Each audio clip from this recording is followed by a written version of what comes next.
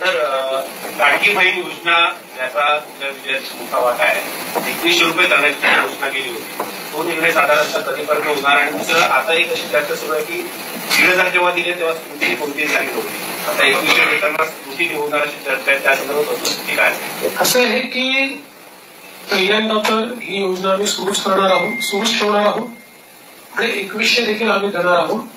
आता बजेटच्या वेळी त्याचा आम्ही विचार करू आणि शेवटी आपले सगळे आर्थिक सोर्सेस जे आहेत ते सोर्सेस योग्य प्रकारे चॅनलाइज झाल्यानंतरच आपल्याला ते करता येतं. त्याच्यामुळे ते करण्याचा निर्णय पक्का आहे.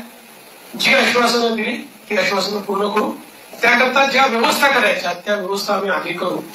स्क्रुटिनीचा जिथपर्यंत सवाल आहे तिथपर्यंत एवढंच आहे की निकषाच्या बाहेर जर कोणी घेतलं असेल, निकषातला जो असेल त्याला कोणालाही त्यातनं कमी करायचं नाहीये. पण काही तक्रारी आल्या आहेत की निकषाच्या बाहेर मिळालेला आहे.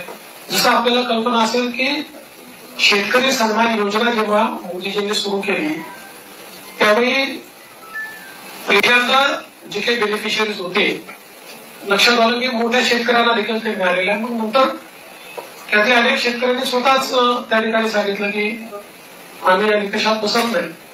मला असं होतं त्यानंतर ती स्थिर झाली.